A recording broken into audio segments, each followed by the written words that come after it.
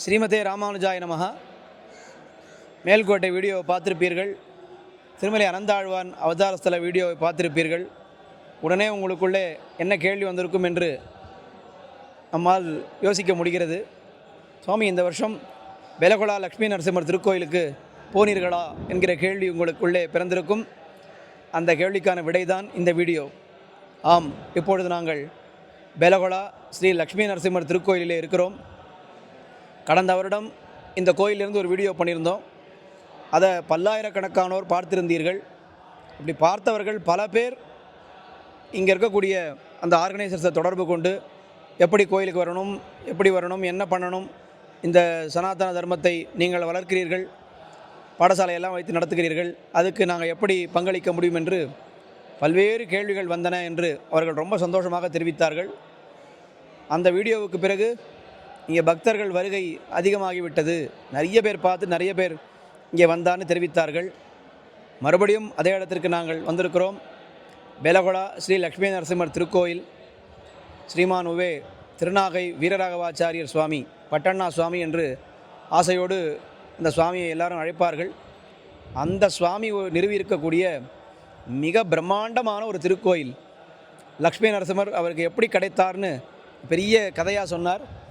அதில் அவருக்கு ஏதோ ஊர்லேருந்து லக்ஷ்மி நரசிம்மர் கையில் கொடுத்து அனுப்பினாலாம். அவர் ஸ்டேஷனில் உங்களுக்காக பெருமாள் வந்திருக்காருன்னு சொன்னாலாம். உடனே ஒரு ஆட்டோவில் போனாராம். என்ன ஆட்டோவில் வந்திருக்கீங்க, எவ்வளோ பெரிய பெருமாள் வந்திருக்காருன்னு மிகப்பெரிய ஒரு விக்கிரகத்தை அவரிடத்துல காட்டினார்களாம்.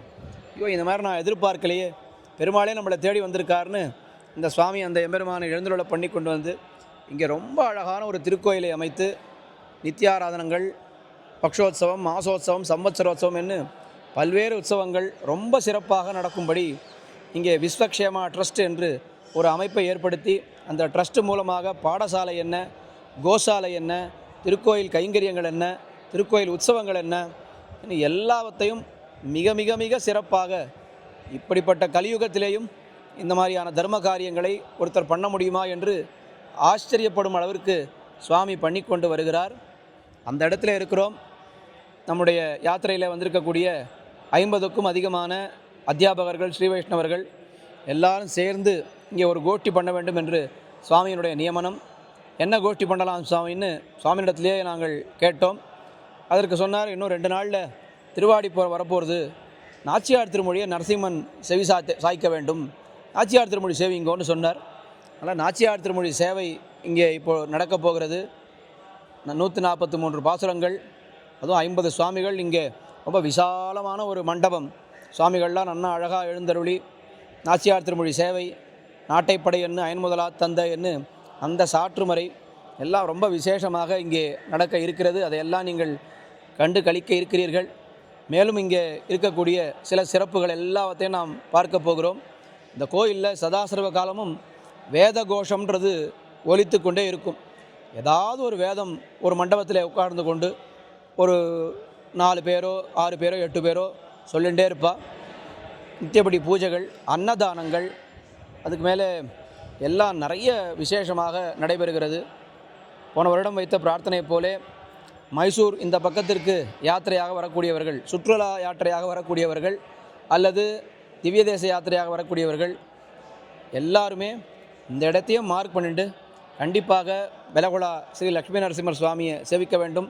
இந்த பிரம்மாண்டமான இந்த திருக்கோயிலை நீங்கள் சேவிக்க வேண்டும். எப்பேற்பட்ட ராஜகோபுரம், பெரிய ராஜகோபுரம், துவஜஸ்தம்பம், கருடன் சந்நிதி, முன்னால் பெரிய தேரெல்லாம் பண்ணியிருக்கா.